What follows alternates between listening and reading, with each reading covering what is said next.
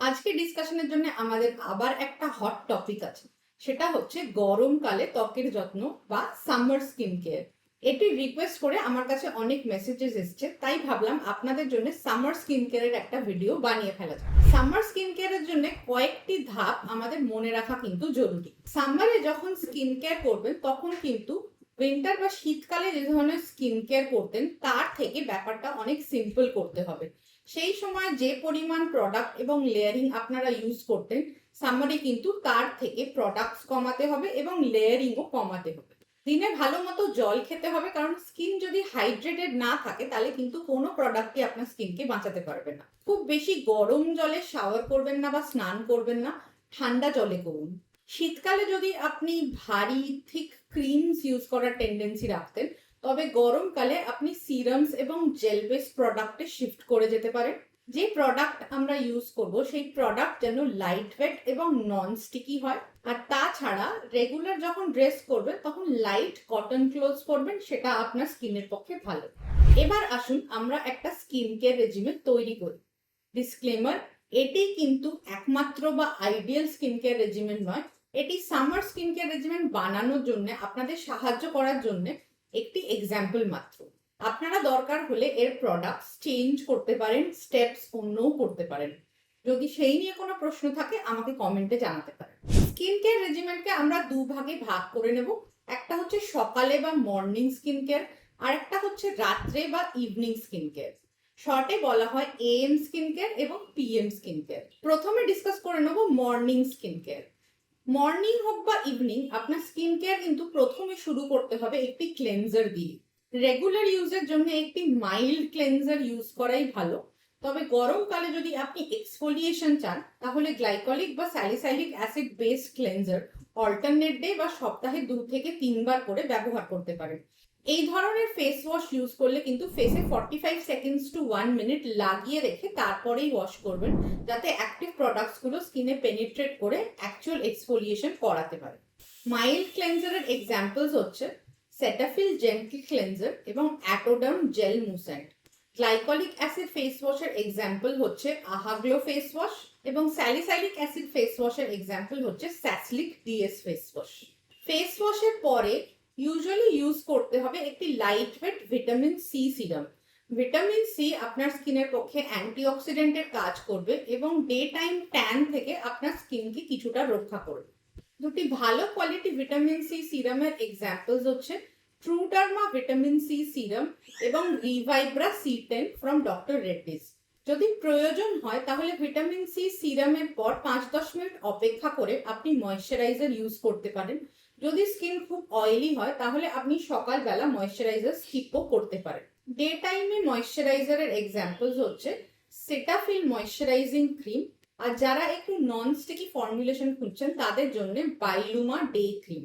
Skin কেয়ারের শেষ ধাপ সকালবেলা যেটি করতে হবে সেটি হচ্ছে সানস্ক্রিন ইউজ।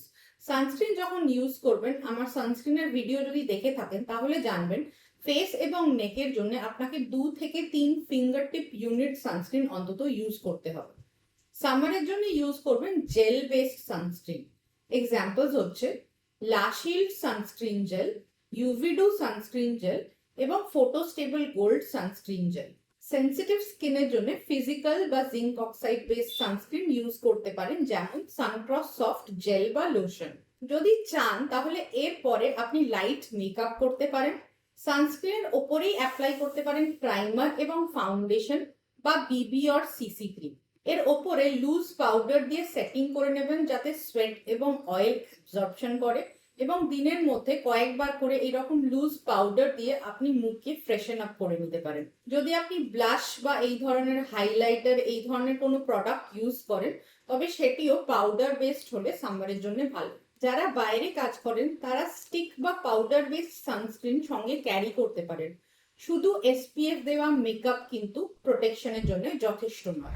এরপরে আমরা দেখে নেব ইভিনিং বা পিএম স্কিন কেয়ারে আমরা কি কি স্টেপস ফলো করতে পারি। মর্নিং এর মতোই ইভিনিং স্কিন কেয়ারেরও ফার্স্ট স্টেপ হচ্ছে ক্লেনজিং। যদি আপনি মেকআপ করে থাকেন তাহলে আপনি ডাবল ক্লেনজিং করবেন। প্রথমে একটি ক্লেনজিং অয়েল বা বাম জাতীয় মেকআপ রিমুভার ইউজ করে তারপরে একটি মাইল্ড ক্লেনজার দিয়ে ফেস ওয়াশ করতে হবে। প্রথম স্টেপের জন্য ইউজ করতে পারেন ক্লিনিক ক্লেনজিং বাম বা Garnier micellar water for makeup removal. যদি আপনি হেভি মেকআপ করেন তবে আপনি গার্নিয়ার মিশেলার ওয়াটার উইথ অয়েলও ইউজ করতে পারেন। এরপরে আপনি একটি soap free mild cleanser use করতে পারেন, যেমন এপিসফট ক্লেনজিং লোশন বা ফিজিওজেল ডার্মো ক্লেনজার। এগুলি আপনি জল ছাড়া ডাইরেক্টলি ফেসে লাগিয়ে মুছে নিতে পারেন। ফেস ওয়াশের পরে আপনি ইউজ করতে পারেন অ্যান্টিঅক্সিডেন্টস এবং লাইটেনিং সিরামস, যেগুলি হয়তো শীতকালে আপনি ক্রিম ফর্মুলেশনে ইউজ করতে পারেন। সেই ধরনের প্রোডাক্টটি আপনি সামারের জন্য জেল বা সিরাম ফর্মুলেশনে বেছে নিতে পারেন। এর এক্সাম্পল হচ্ছে ডার্মাকো 2% কোজিক অ্যাসিড সিরাম এবং মিনিমালিস্টের আলফা আরবিউটিন সিরাম। যদি আপনার বয়স 25 বা তার উপরে হয় তাহলে আপনি এর সাথে অল্টারনেট করে অ্যাড অন করতে পারেন রেটিনল সিরাম। দুটি ভালো রেটিনল সিরামের এক্সাম্পল হচ্ছে ট্রুডার্মা রিজেন্ট নাইট রিপেয়ার সিরাম এবং রেটিগ্লো সিরাম। যদি আপনি রেটিনল ইউজ করতে চান কিন্তু আপনার স্কিন সেনসিটিভ আছে তাহলে কিছু অল্টারনেট প্রোডাক্টস আছে যা আপনি ইউজ করতে পারেন। যদি আপনার স্কিন মাইল্ডলি সেনসিটিভ হয় তবে আপনি ইউজ করতে পারেন formula RX gentle retinol complex বা মিনিমালিস্টের গ্র্যান অ্যাক্টিভ রেটিনল। যদি আপনার স্কিন খুব বেশি সেনসিটিভ হয়, ড্রাইনেস হয়, রেডনেস হয় এবং আপনি রেটিনল টলারেট না করতে পারেন তবে আপনি রেসভেরাট্রল, বাকুচিয়ল বা পেপটাইড বেস সিরামস ইউজ করতে পারেন, যেগুলো রেটিনলেরই জেন্টলার ভার্সন। এর এক্সাম্পল হচ্ছে the Ordinary resveratrol plus ferulic acid serum, Earth Rhythm bakuchiol serum এবং মিনিমালিস্টের মাল্টি পেপটাইড সিরাম। এরপর 10 থেকে 15 মিনিট এই সিরামটি অ্যাবজর্ব হতে দিয়ে তারপর আপনাকে লাগাতে হবে ময়েশ্চারাইজার। রাত্রিবেলার জন্য কিন্তু আপনার স্কিন ড্রাই হোক বা অয়েলি, ময়েশ্চারাইজারের স্টেপ করা যাবে না। রাত্রে আপনার স্কিন রেস্ট নেয়, হিল হয় এবং হাইড্রেট করে, সেই জন্য এই সময় ময়েশ্চারাইজারের একান্তই প্রয়োজন। অয়েলি স্কিনের জন্য ইউজ করতে পারেন Axela moisturiser for oily skin. Dry স্কিনের জন্য ইউজ করতে পারেন অ্যাটোডার্ম ক্রিম এবং যদি আপনি কিছু এক্সট্রা চান তবে আপনি ইউজ করতে পারেন formula RX barrier plus cream. এর মধ্যে সেরামাইডস এবং পেপটাইডস আছে, তো এটা ময়েশ্চারাইজিং এর সঙ্গে সঙ্গে কিছুটা অ্যান্টি এজিং এফেক্টও দেয়। সামার স্কিন কেয়ার রেজিমেন তৈরি করার আগে কয়েকটি জিনিস মাথায় রাখবেন। প্রথমে শুরু করবেন জেন্টল প্রোডাক্টস দিয়ে। প্রথমেই রেটিনল বা স্যালিসাইলিক অ্যাসিডের মতো স্ট্রং প্রোডাক্ট ইউজ করতে যাবেন না। আগে জেন্টল প্রোডাক্ট যেরকম পেপটাইড বা সেরামাইডস এর সাথে স্কিনকে সইয়ে নেবেন, তারপর আস্তে আস্তে আপনি স্ট্রঙ্গার প্রোডাক্টসে মুভ করতে পারেন।